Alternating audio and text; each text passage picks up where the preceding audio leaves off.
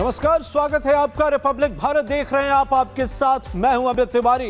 Bulletin की शुरुआत अहम तस्वीर के साथ करने जा रहा हूं, क्योंकि ये जानना, ये देखना आपके लिए जरूरी है। दिल्ली के जंतर मंतर और आसपास 20 जुलाई को भारी पुलिस बल की तैनाती थी। इसके बावजूद हजारों उपद्रवी संसद भवन के पास पहुंच गए। सुरक्षा एजेंसियों को भनक तक नहीं कि आखिरकार उपद्रवियों की क्या प्लानिंग थी। असल में पुलिस को चकमा देने के लिए दिपके गैंग ने ब्लूटूथ आधारित मैसेजिंग एप्स का इस्तेमाल करके एक दूसरे को संदेश पहुंचाए और इससे हजारों उपद्रवियों की भीड़ संसद भवन के पास पहुंच गई। आपको रिपोर्ट दिखाते हैं।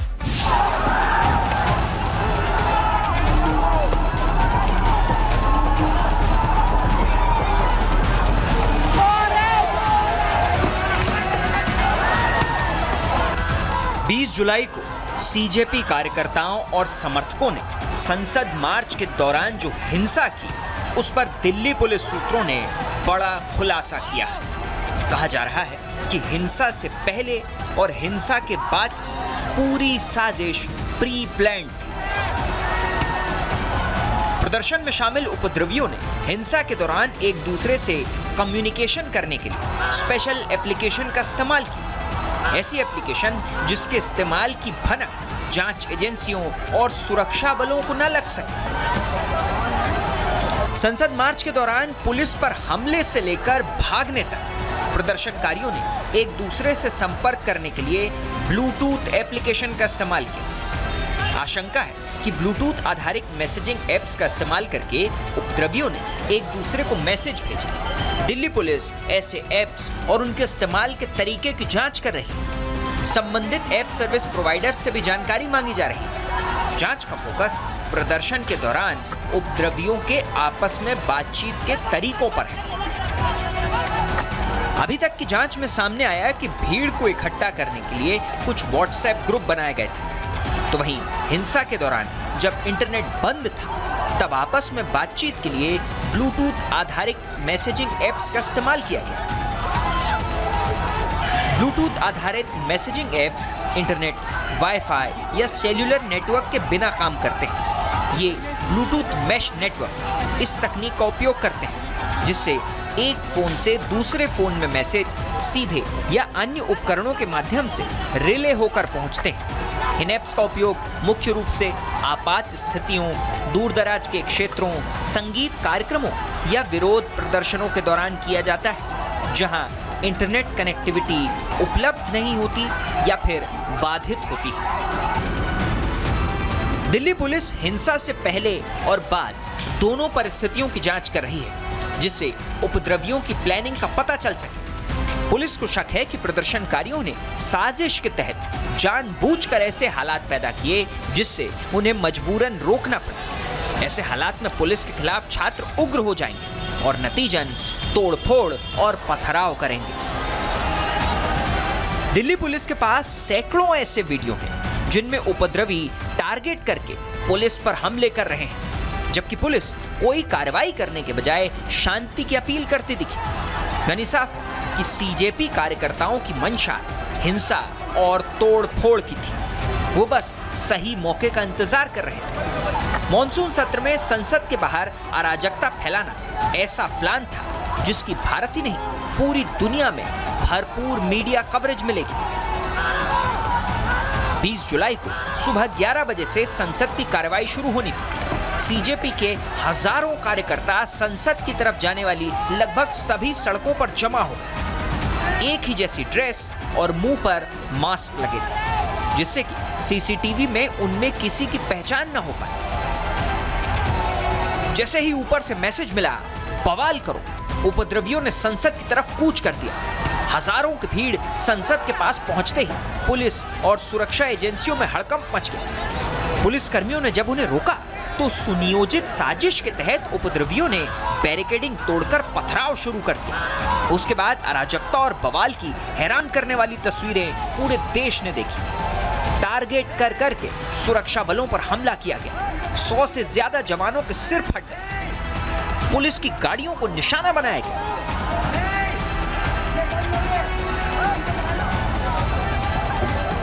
लटियन जोन की सड़कों पर उपद्रव कर रहे बवाली ऐलान कर रहे थे कि देश को नेपाल बना देंगे, संसद को उखाड़ देंगे। संसद भवन उखाड़ दिया जाएगा, संसद भवन उखाड़ दिया जाएगा और इस्तीफा नहीं मिला तो उखाड़ दिया जाएगा, सब उखाड़ दिया जाएगा, सब कर देंगे। नेपाल बना दिया जाएगा, नेपाल नेपाल नेपाल नेपाल बनेगा।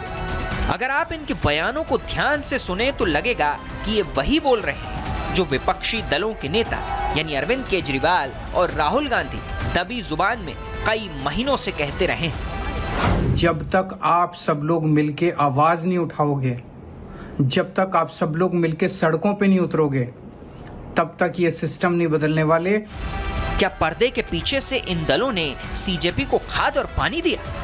ये बड़ा सवाल है। सीजेपी किसकी टूल किट है जिसके जरिए युवाओं को भड़काकर देश में नेपाल और बांग्लादेश जैसे हालात बनाने की साजिश रची जा रही है? Bureau report, Republic Bharat. और इस वक्त की बड़ी खबर दिल्ली से। आज के हिंसा में 2 एसीपी घायल हुए हैं, 2 इंस्पेक्टर समेत कई पुलिसकर्मी घायल हैं। सीजेपी की हिंसा में लहराई गई है तलवारें। तस्वीरें भी हम आपको दिखा रहे हैं, देखिए आप तस्वीर, दिल्ली की तस्वीर है। 20 जुलाई के हिंसा का सच और तमाम सवाल अभी वैसे ही है, लेकिन आज 22 जुलाई की तस्वीर हम आपको बता दें। आज की हिंसा में 2 एसीपी के घायल होने की खबर है, 2 आला अधिकारी घायल है, 2 इंस्पेक्टर समेत कई पुलिसकर्मियों के घायल होने की खबर है। सीजेपी की हिंसा में तलवारें भी लहराई गई है, वो भी तस्वीरें सामने आई हम आपको दिखा रहे हैं। देखिए ये हिंसा की तस्वीर है। इस हिंसा में 2 इंस्पेक्टर, 2 एसीपी घायल हुए, 2 एसीपी रैंक के अधिकारी। और इस हिंसा में देखिए किस तरीके से पुलिस वालों को भी टारगेट किया जा रहा है, किस तरीके से आज तलवार लेकर जो यहाँ प्रदर्शन कर रहे हैं, प्रदर्शनकारी हैं, वो यहाँ पर पहुंचे। देखिए किस तरीके से लाठियां भाजी जा रही हैं। आरएएफ के जवान, दिल्ली पुलिस के जवान यहाँ पर संघर्ष करते हुए नजर आ रहे हैं। ऐसा लग रहा है जैसे हिंसा को लेकर फुल प्रूफ प्लानिंग पहले से की गई है।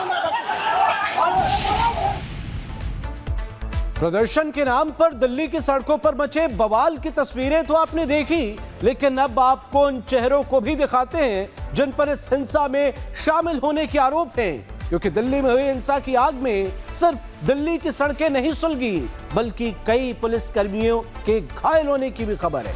आखिर कैसे प्रदर्शन हिंसा में बदल गया और किन लोगों पर पुलिस की है नजर, देखिए हमारी ये रिपोर्ट।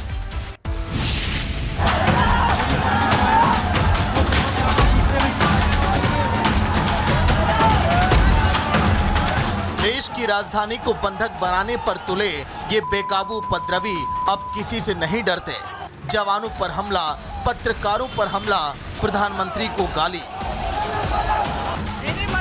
सबसे पहले आपको उन दंगाइयों की बोली सुनाते हैं जो छात्रों के नाम पर आए थे। दंगाई क्योंकि इनकी जुबान एंटी नेशनल है। बहुत जिम्मेदारी के साथ कह रहे हैं हम, एंटी नेशनल जुबान सुनिए।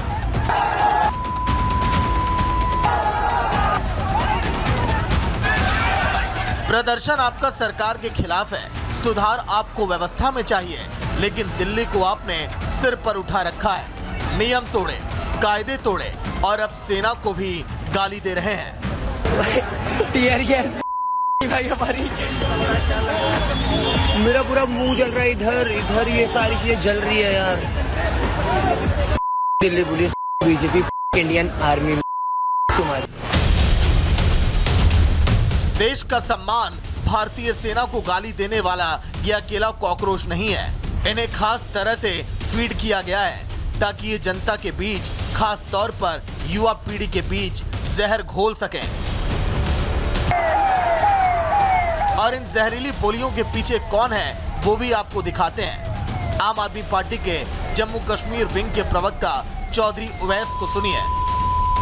अभी ये तमाशा तो शुरू हुआ है नरेंद्र मोदी, अभी ये तमाशा शुरू हुआ है, अभी ये खेल शुरू हुआ है। और इस जज्बे का आंदोलन को, इस जज्बे का अंदाजा तुमको अभी नजर आ रहा हो। ये अभी पिक्चर बाकी है और इस पिक्चर का जब तुमको अंदाजा होगा तो तुम भी वो बांग्लादेशी की तरह या किसी और मुल्क की तरह असाइलम लेके कहीं और भाग जाओगे। क्योंकि जितनी चोरियां फरेब तुमने की है उस हिसाब से तुम्हें असाइलम लेना ही बेहतर है। यहाँ पर तुम्हारे लिए इस देश में कुछ नहीं बचा। इस मुल्क में कुछ नहीं बचा। इनकलाबो इनकलाबो इनकलाब, जिंदाबाद जिंदाबाद। और जब इस तरह की भड़काऊ बातें कही जाती हैं तो वहाँ मौजूद भीड़ का उग्र होना तो लाजमी है, फिर चाहे वो कितनी भी जायज मांग के साथ क्यों ना आई हो। तस्वीरें कल शाम करीब 8 बजे की है, जब कॉकरोच पार्टी के उपद्रवियों ने ड्यूटी पर तैनात आरएएफ के एक जवान को अकेला देखकर घेर लिया। देखते ही देखते भीड़ हैवान बन गई। जवान पर अंधाधुंध हमले शुरू कर दिए। जवान की लिंचिंग करने की पूरी तैयारी थी, लेकिन गनीमत रही कि वक्त रहते साथी जवान मौके पर पहुंचे और किसी तरह अपने साथी को मौत के मुंह से खींच निकाला।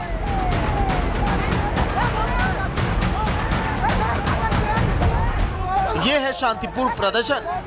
देखिए जरा, महात्मा गांधी की तस्वीर लेकर प्रदर्शन कर रहे इन लोगों को नहीं पता महात्मा गांधी ने कहा था, कोई एक गाल पर थप्पड़ मारे तो तुम दूसरा गाल आगे कर दो। कहाँ गई वो अहिंसा वाली समझ? क्या गांधी जी की तस्वीर सिर्फ मुखौटे के लिए है और अंदर दंगाई छिपा है? क्योंकि तस्वीर तो यही बता रही है कि मुंह में राम, बगल में छुरी।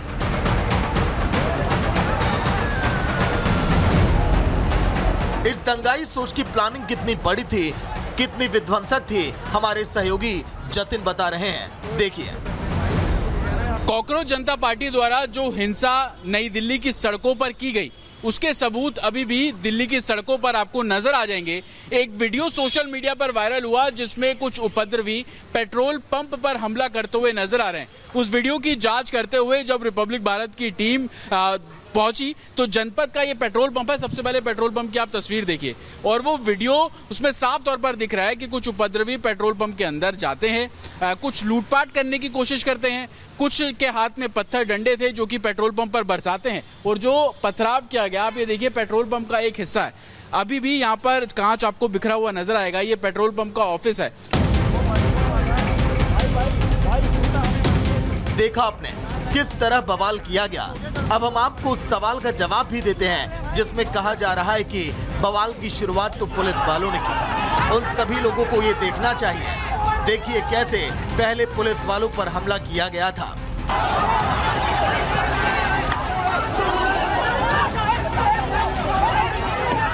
और ये प्रदर्शन कभी भी हिंसक हो सकता था।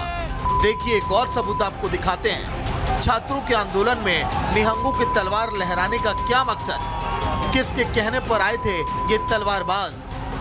हालांकि इन सब के बावजूद विपक्ष को इस प्रदर्शन में सिर्फ छात्र नजर आते हैं जिनकी जायज मांग है, पर सवाल है कि विपक्ष इन प्रोफेशनल दंगाइयों को कवर फायर क्यों दे रहा है?